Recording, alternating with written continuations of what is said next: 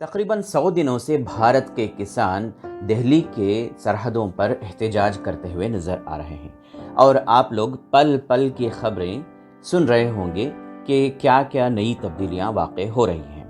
کسانوں کا احتجاج اس لیے ہے کہ 3 نئے قوانین جو ایگریکلچر سے متعلق ہیں اس کو منسوخ کر دیا جائے، اس کو ختم کر دیا جائے، اس کو امپلیمنٹ نہ کیا جائے۔ اس دوران احتجاجی کسانوں کے ساتھ حکومت نے کئی مرحلوں کی بات چیت کی ہے اور انہیں بدنام کرنے کی بھی پوری کوشش کی ہے۔ انہیں خالصتانی ہونے کا الزام لگایا گیا، دہشت گرد اور نہ جانے کیا کیا کہا گیا، لیکن کسانوں کے حوصلے پست نہیں ہوئے ہیں۔ یوم جمہوریہ کے موقع پر جو تشدد کے واقعات ہوئے ہیں اس کی آڑ لے کر بھی کسانوں کو بدنام کرنے کی خوب کوشش کی گئی۔ ایسا محسوس ہو رہا تھا کہ فارمرز پروٹیسٹ اب بالکل ختم ہو جائے گا، لیکن دوسرے ہی دن یہ تحریک پھر سے نیا جوش اور نیا ولولہ لے کر کھڑی ہو گئی۔ اس کا مقصد یہ ہے کہ جو مودی سرکار We're calling for the Modi government to take back these 3 laws so that the farmers get their rights back. میں یاسر صدیقی آپ کے ساتھ بندہ حاضر ہے۔ السلام علیکم دوستو، آج کے ایپیسوڈ میں ہم اس بات کا جائزہ لیں گے کہ دہلی میں حکومت کسانوں سے کیوں خوفزدہ ہے۔ کسانوں کی جانب سے اتنی شدید مخالفت کے باوجود بھی حکومت ان فارمرز لاز کو منسوخ کرنے یا ان کو ریپیل کرنے کے لیے کیوں ہٹ دھرمی کا مظاہرہ کر رہی ہے۔ کیا اس کی وجہ محض حکومت کا گھمنڈ ہے یا وہ IMF اور ورلڈ بینک جیسے انٹرنیشنل مہاجروں کے ہاتھوں مجبور ہے؟ And by giving farmers access to a larger market. Finance کے مطابق مارچ 2020 تک ہمارا ملک $558.5 بلین یعنی 41 لاکھ کروڑ کے قرضہ جات میں ڈوبی ہوئی ہے۔ گزشتہ سال بھی بھارت نے IMF سے $16 بلین کا قرض حاصل کیا تھا۔ اس کے علاوہ $5 بلین کا قرض کووڈ-19 کی مہاماری سے نپٹنے کے لیے لیا گیا ہے۔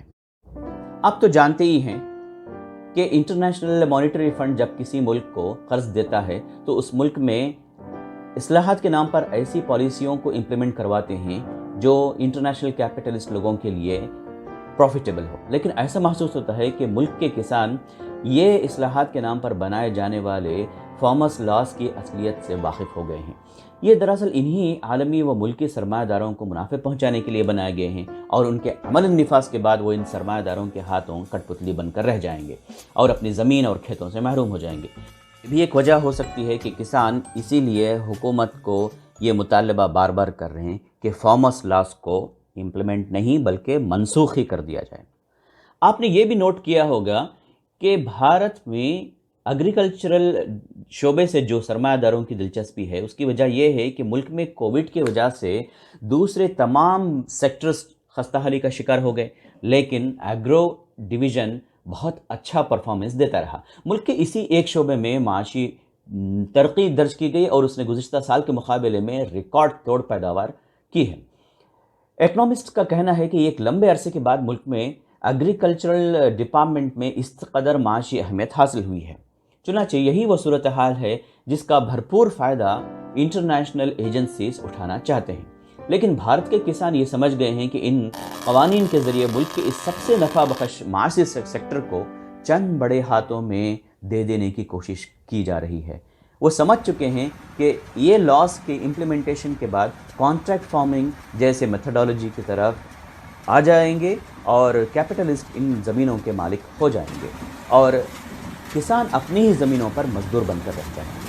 اس کا نتیجہ یہ ہوگا کہ انٹرنیشنل یہ بیوپاری لوگ اپنی مرضی سے جو فصل اگانے کو کہیں گے وہی فصل کسانوں کو اگانا پڑے گا، جس سے انہیں زیادہ فائدہ حاصل نہیں ہوگا۔ کسانوں کو اپنی ساری پیداوار یہی کیپٹلسٹ بیوپاریوں کو فروخت کرنی پڑے گی۔ انہی کے رحم و کرم پر کسانوں کی زندگی بلکہ ملک کے تمام شہریوں کو یہ کارپوریٹس کی غلامی کرنی پڑے گی۔